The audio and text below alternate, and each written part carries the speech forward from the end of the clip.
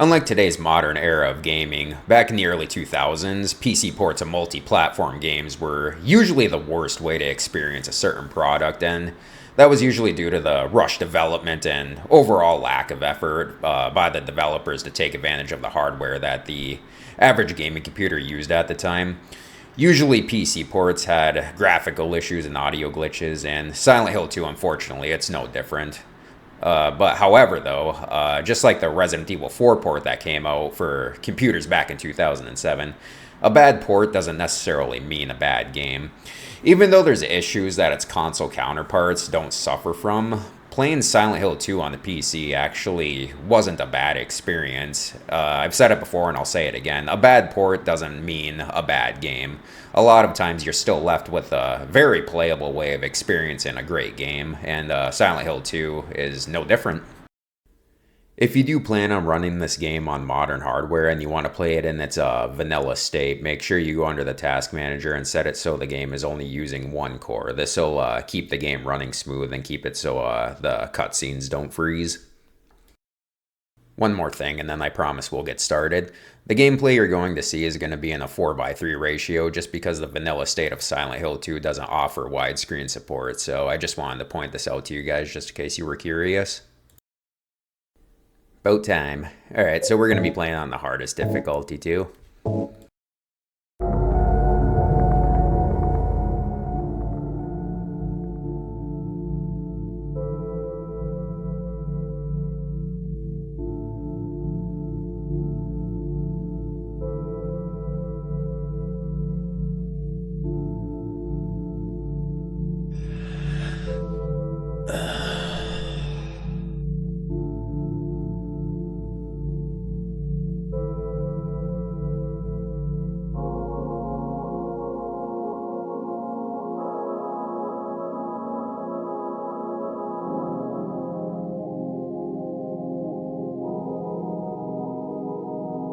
Mary, could you really be in this town?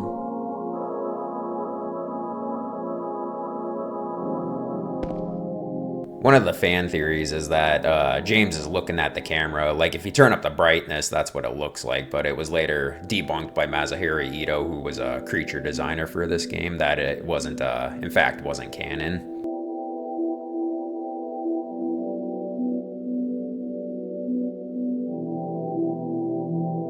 In my restless dreams, I see that town, Silent Hill. You promised you'd take me there again someday, but you never did.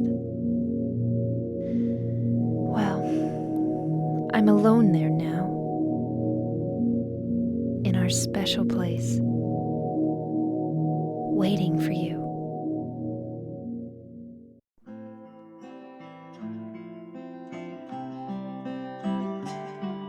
I got a letter. The name on the envelope said, Mary. My wife's name. It's ridiculous. Couldn't possibly be true. That's what I keep telling myself. A dead person can't write a letter. Mary died of that damn disease 3 years ago. So then, why am I looking for her? Our special place.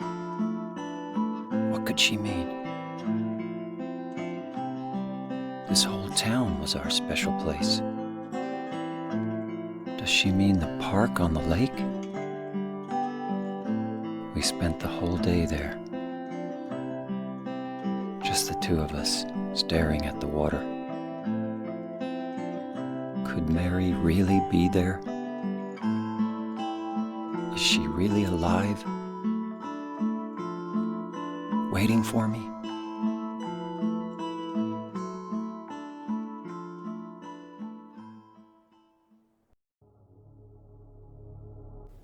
A fun fan theory that came up way back in the day is that Mary's body was actually in James's trunk this whole time.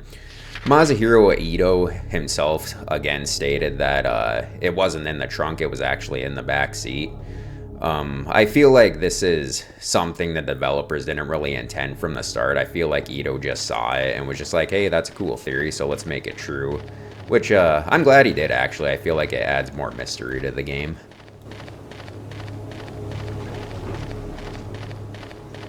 So one thing you're going to notice I'm going to be doing a lot in the more open areas where we have to travel a lot is I'm going to be saving the game a lot. And that reason alone is why speedrunners prefer this edition over any other edition, is because whenever you save the game, it replenishes your stamina. Like if you played like the PS2 or like the Xbox edition, you'll notice James slows down after he runs for a while, but that's not happening here. And again, that's because I'm saving the game. Picking up items also causes James' stamina to replenish too. That, and I believe cutscenes also replenishes his stamina. Those are kind of two things you can use in any edition, not just the PC edition.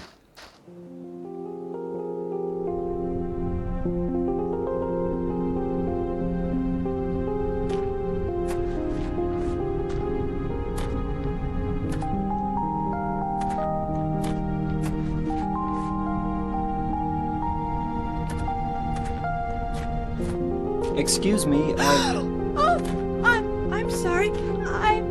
I No, was it's just... okay. I didn't mean to scare you. I'm kind of lost. Lost? Yeah, I'm looking for Silent Hill. Is this the right way? Yeah. It's hard to see with this fog, but there's only the one road. You can't miss it. Thanks. But Yes? I think you'd better stay away. This town, there's something wrong with it. It's kind of hard to explain, but Is it dangerous? maybe. And it's not just the fog either. Okay, It's... I got it. I'll be careful. I'm not lying. No, I believe you. It's just... I guess I really don't care if it's dangerous or not. I'm going to town either way. But why? I'm looking for... someone. Who is it? Someone... very important to me. I'd do anything if I could be with her again. Me too. I'm looking for my mama. I mean my mother. It's been so long since I've seen her. I thought my father and brother were here, but I can't find them either. I'm sorry. It's not your No, problem. I hope you find them. Yeah, you too. Despite looking older than she actually is, Angela's actually only 19 in this game. The developers really wanted to emphasize her looking older than she actually is because they really wanted to show like the mental trauma that she went through at the hands of her father and brother also. Very tragic character nonetheless.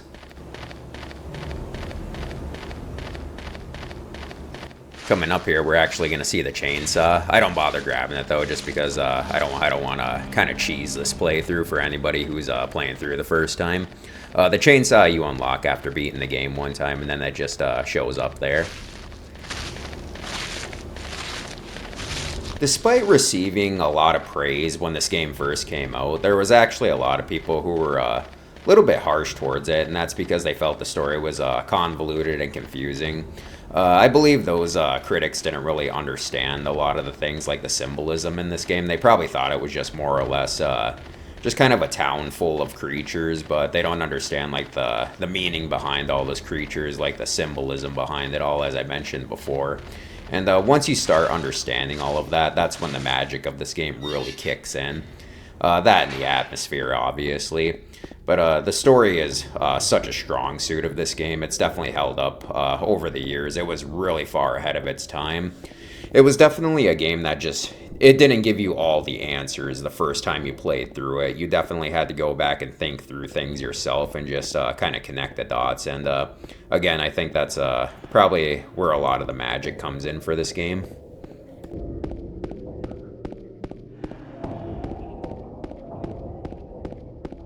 Those muffled voices off in the distance are nightmare-inducing.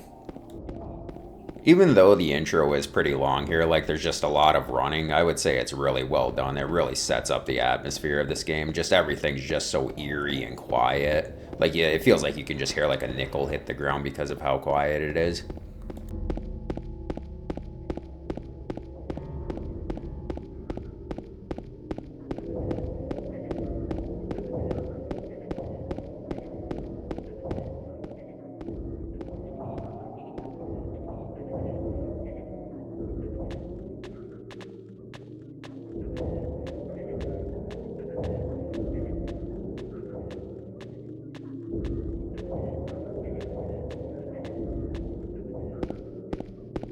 The first time you play this, you wonder if that's like a human being that's hurt or if it's like a monster. I mean, there's so many questions that run through your head.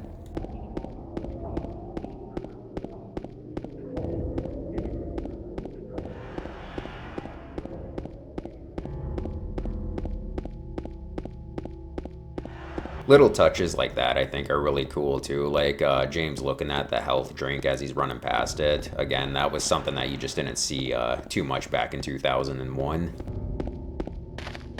Come to think of it, I don't even think I see it much now.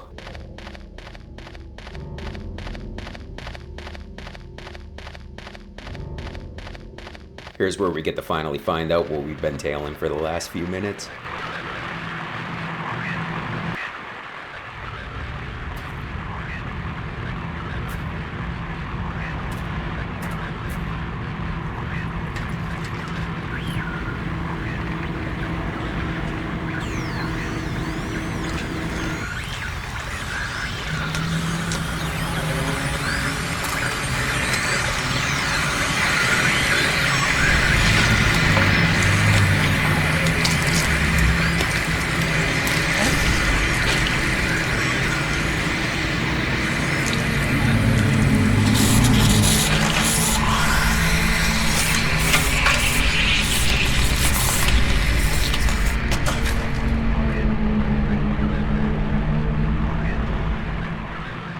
The best strategy here is just run straight at him and beat him with the 2x4. Is it dead? What the hell is it? It's not human.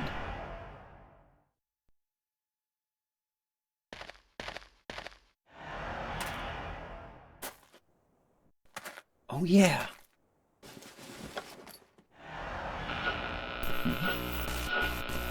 This thing broken?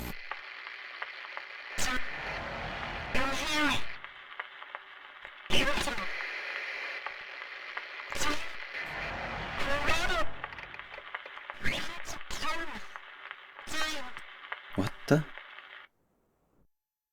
I better take it anyway. I might need it.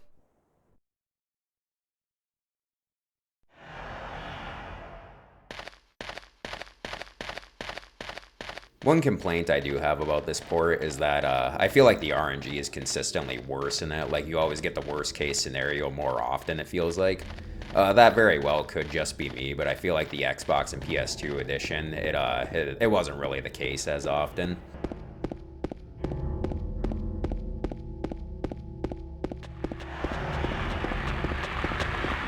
So the creatures that we see here, and the one we just fought actually, are called the Lying Figures, and what they represent are James's feelings of confinement. They also represent like a hospital patient squirming in agony, and of course Mary's confinement to her bed because of her terminal illness. The cockroaches in this game can actually be really annoying because they move so quick and they hit you really just out of nowhere. There's definitely an element of RNG to them.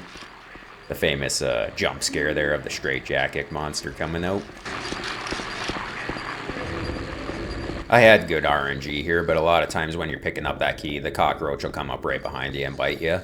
Like I said, they're a real pain. I do not like them in this game. I think they're the most annoying enemies.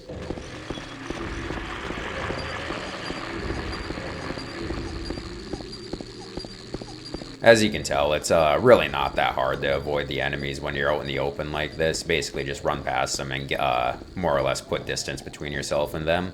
In Silent Hill 1, they were definitely more challenging. You had a lot of enemies that were just simply quicker. Here I decided to run in the middle of the road because this that straitjacket monster right there can appear in a few different locations, and being in the middle you can either run left or right fairly easily as opposed to getting caught up on its side. Time to pay some rent.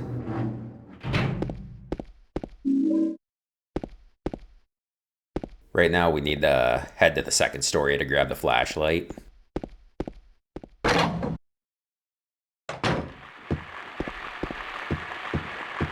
You can just run right past the monsters here too. They don't get you unless you're standing by them for a few seconds. Like right there, they don't even see you. When you do pick up the flashlight, just make sure you turn it off. That way the monsters can't see you. So here I go ahead and flick it off. That way they don't see me out in the hall, because otherwise they will attack you right away. Another little Easter egg actually is the dress that we saw in there where we got the flashlight off of. That's one that Mary actually wore. Now we head up to the third floor and meet the most annoying character in the game, Laura.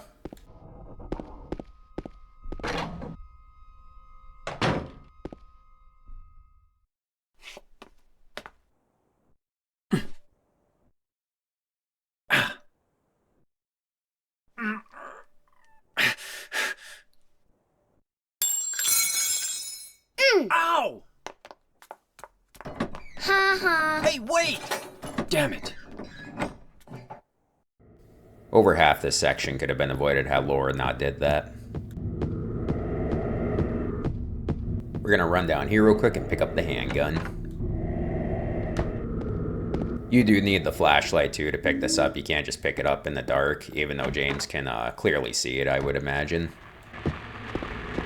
There's a monster that spawns right here. Just go ahead and flick off your flashlight and run right past him. I leave it on here for just a little bit because the second floor is actually clear of monsters momentarily.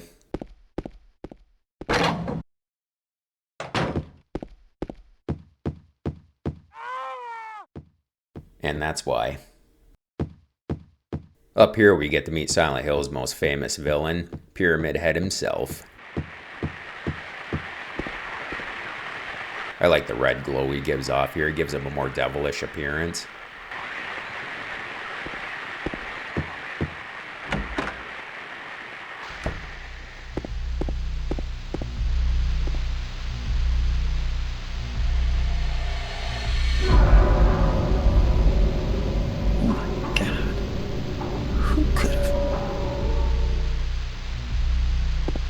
They actually used James's model for that corpse right there.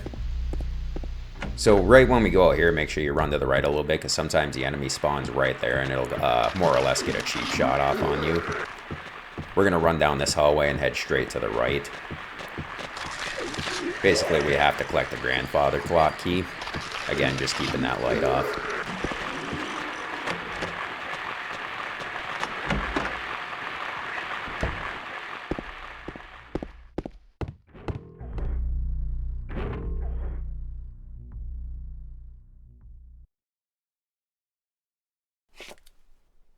You are a brave soul, James. Huh?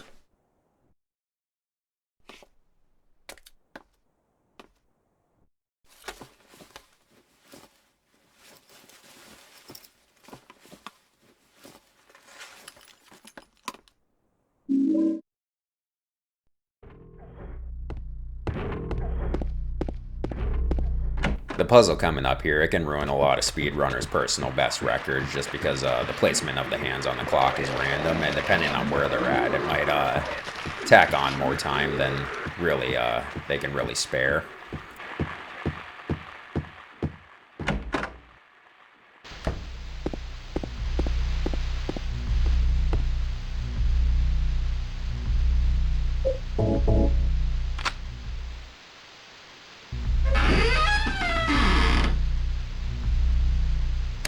So here this is actually bad RNG just because the large hand started off on the opposite side of the 9. Luckily the time that opens up the clock, it's always the same. It's always going to be 9:10.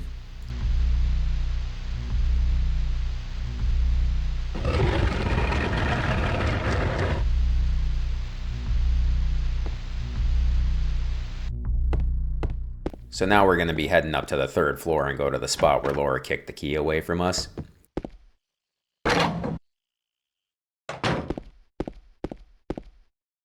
When you go through this door at the top of the stairs, sometimes the enemy can get a cheap shot off on you here too.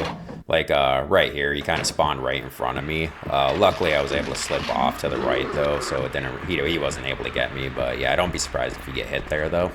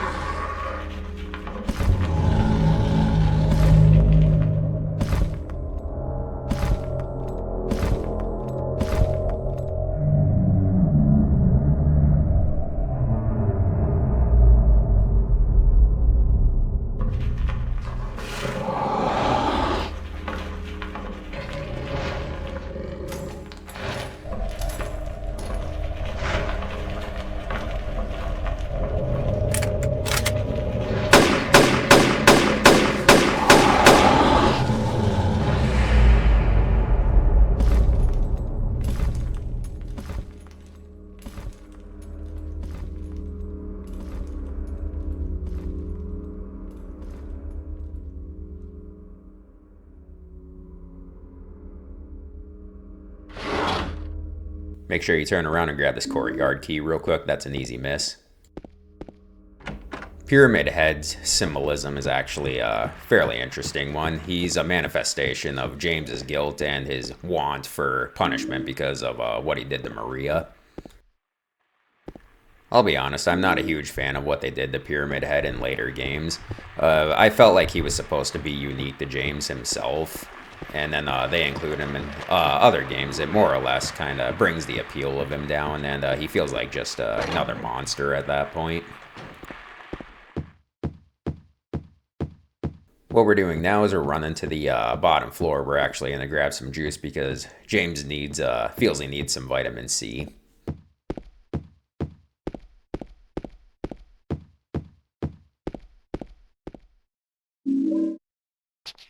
Now we're going to head back to the first complex that we went into and go back up to the 2nd story. Basically, we have to clear a chute so we can grab a coin out of the trash bin. There's actually 3 coins we have to collect. They're going to more or less unlock a desk for us so we can grab a key. Some of the puzzles in this game, it's just like you think to yourself, how did they even think of this?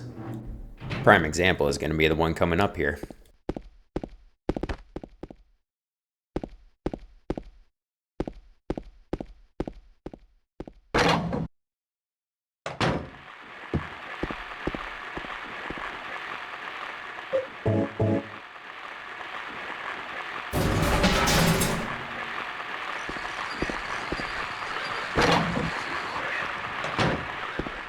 There's actually a news article that's in the trash bin where we find the coin, and it gives us a little bit of a foreshadowing into Silent Hill 4's main antagonist, Walter Sullivan.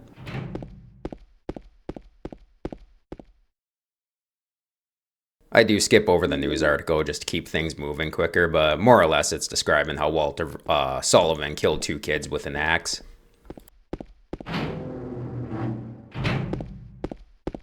This next part, just follow what I do. There's going to be 3 straitjacket monsters in a pool, and more or less what I'm going to do is I'm going to kind of bait them into a corner. That way I can run into the pool freely to collect the 2nd coin.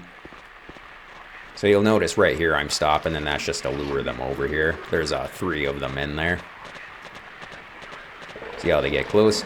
They can't hit you unless you're like right near the pool's edge. So right where I'm at, that's a good safe distance. And see how I'm kind of just more or less kind of crawling my way down, and see they're following me. Right by that hot tub is a good spot to go. And once they're all as close as they can be, that's when you book it for the coin. It's going to be in a baby carriage in the pool. As soon as you get to it, just sprint right back out. And now we're going to go meet Eddie.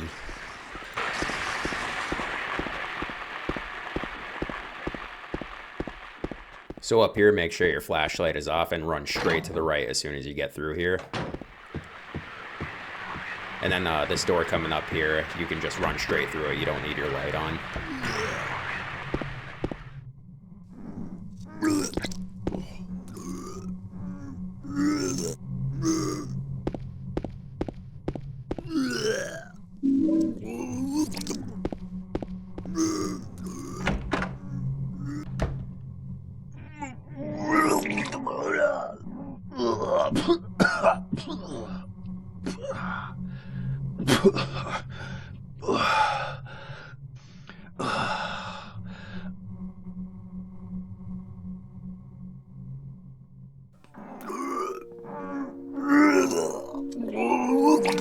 It wasn't me. I didn't do it. Do what? I didn't do anything. I swear. He was like this when I got here. My name's James. James Sunderland. Eddie. Eddie. Who's that dead guy in the kitchen? I didn't do it. I swear I didn't kill anybody. You're not friends with that red pyramid. Red pyramid thing. I don't know what you're talking about. Honest. But I did see some weird looking monsters. They scared the hell out of me, so I ran in here. Well, I guess this place isn't too safe either. What happened here anyway? I told you, I don't know. I'm not even from this town. I just...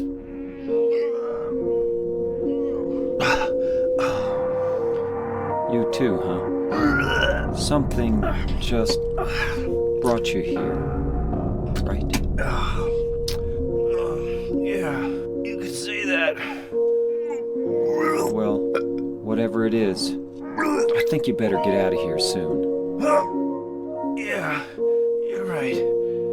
What about you? I'll leave as soon as I'm done here. Eddie, be careful.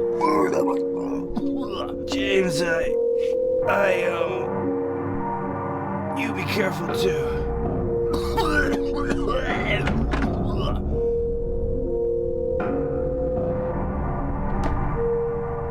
Right away when you meet Eddie, you're just like, something's off about this guy. So again, run straight to the right, and we're going to head right back out here. And we're going to go up to the second story. There's going to be a fire exit we need to get through. If you were to name like the best human antagonists of the Silent Hill franchise, Walter Sullivan rightfully deserves a #1 spot, I would say, but Eddie is definitely up there too. He's a really underrated character. Just how unhinged he is real unsettling.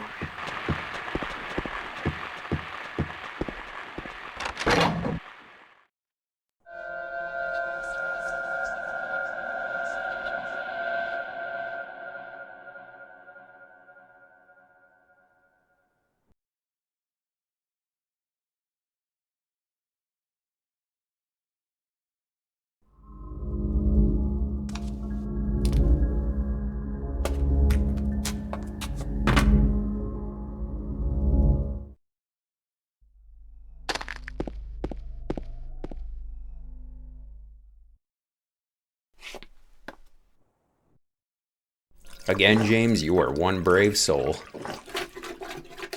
So what we're going to find in here is a lock combination for the safe out in the other room. On the hard difficulty, they're actually in Roman numerals, so they're a little bit more difficult to read.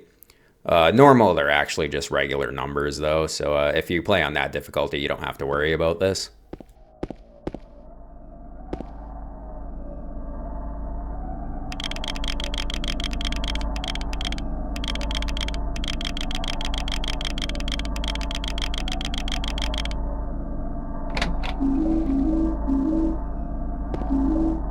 Even on the harder difficulty, this game definitely, I would say, is a little too generous with the ammo. I think that's what kind of softens the difficulty just a little bit too much. The emphasis, I would say, on this game is definitely like the atmosphere and the story. The gameplay definitely took a little bit of a backseat compared to like the Resident Evil series.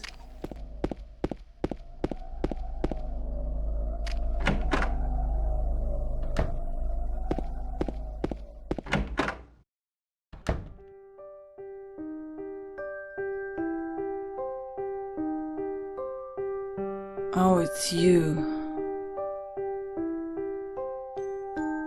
Yeah, I'm James. Angela. Angela. Okay. I don't know what you're planning, but there's always another way.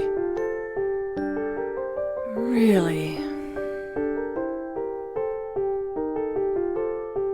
But you're the same as me.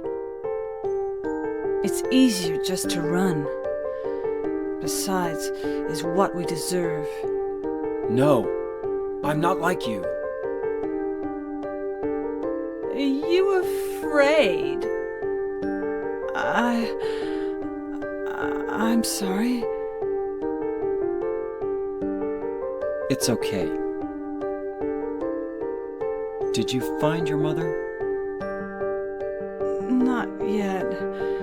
She's not anywhere. Did she live in this apartment building? I don't know. So, all you know is she lived in this town.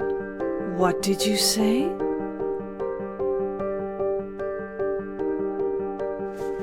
How do you know that? Well, I just figured, 'cause this is where you're looking for her. How else would I know? Yeah. Am I right?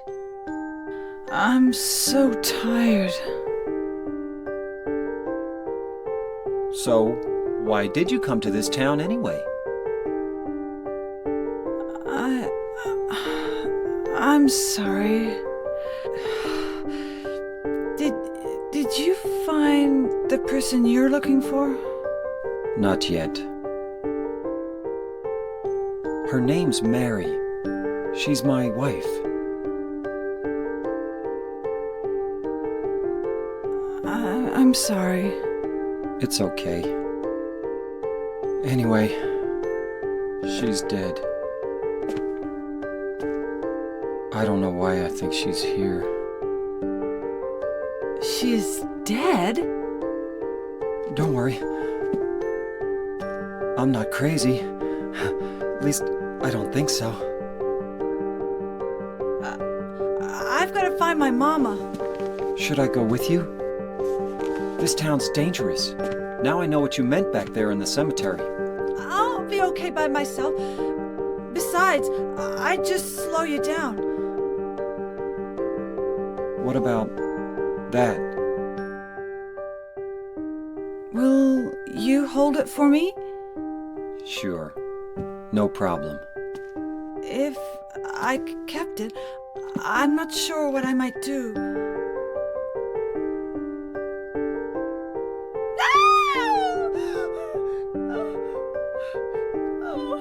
I'm sorry. I feel bad. Please don't.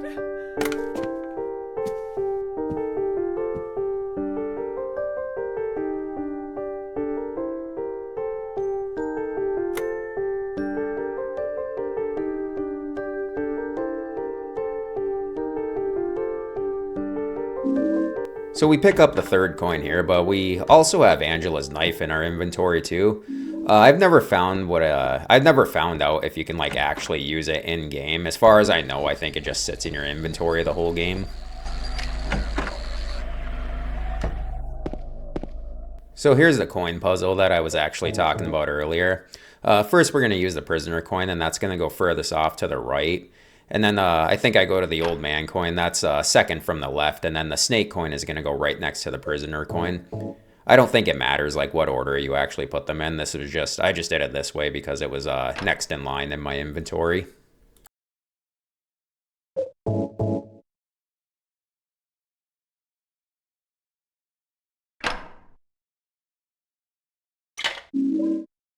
So now we're going to head back upstairs. There's going to be a room with a note on the door, and that's the one we're going to go into.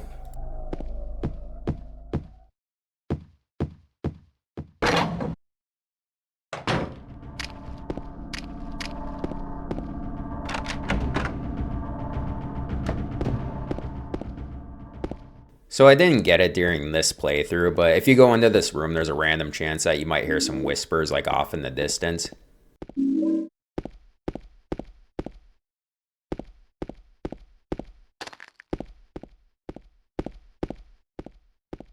Coming up, we have our first fight with Pyramid Head.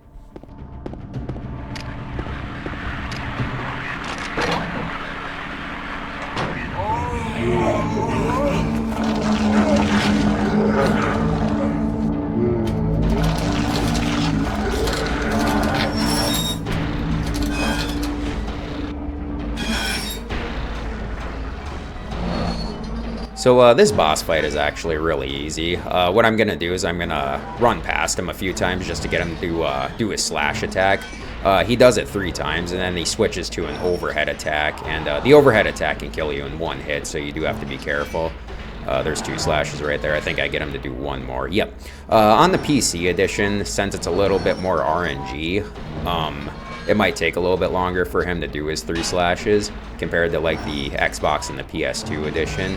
But once he does, though, he'll do this attack right here. And it's real easy to avoid. You just take a few steps forward, step back, and he swings over it. And this is it. This is a real easy boss fight. I'm going to go ahead and skip a few minutes ahead just so we don't have to watch this because it's literally like 5 minutes long. So what's going to happen is you're going to hear the alarm go off, and that's when he actually starts walking away. When he does walk away, though, make sure you don't get too close to him because he actually still can, he can still kill you. He'll do an overhead swing. I think I might show an example here. I'm not too sure if I do.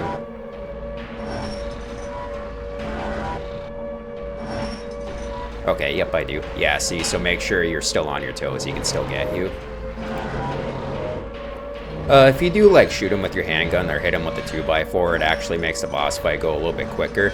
It's more or less like on a timer, and if you damage him, that timer goes down quicker.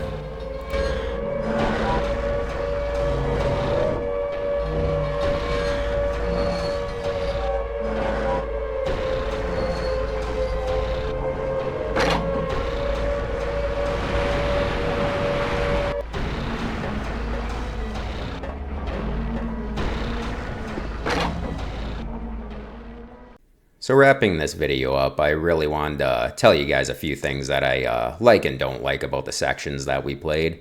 First thing that I do love is I love the intro. James overlooking the lake and just a sense of atmosphere that you get from it. Really, it's really cemented in gaming history. The exploration leading up to Silent Hill is awesome too. I love the ambience. I love the creepy noises in the background, like the hidden voices, kind of like the monster growls too that you hear a little bit. The meeting with Angela sets up a lot of mystery too. Just a really, really well done intro. For the big thing that I didn't like, I would say it's the apartment section. I feel it overstays its welcome. Like when you first enter, it's fairly creepy, but then it's just like it keeps dragging on and on. And the environment definitely gets tedious too. It was cool to see Pyramid Head and meet Eddie. Like those were 2 cool confrontations. But other than that, though, it's a fairly forgettable part of the game, and one that you just can't wait to be over with either. As far as issues with the PC edition exclusively, I actually didn't really see any. The only one that I could think of off the top of my head is when you first meet Pyramid Head in the hallway. When you shine your light on him, he's not supposed to glow red. That's only when it's off. Other than that, though, I didn't really notice anything else. Here's how he's supposed to look when you shine your light on him. And that wraps up part 1. Thank you guys for tuning in. I hope you guys enjoyed the video. It was a lot of fun to play through a port that's considered to be bad by the community and see how different it is from the rest. Like I said, I didn't really notice too much, but either way, it was hated, so it was fun to check out. If you liked the video, don't forget to like and subscribe, and I'll see you guys in the next part.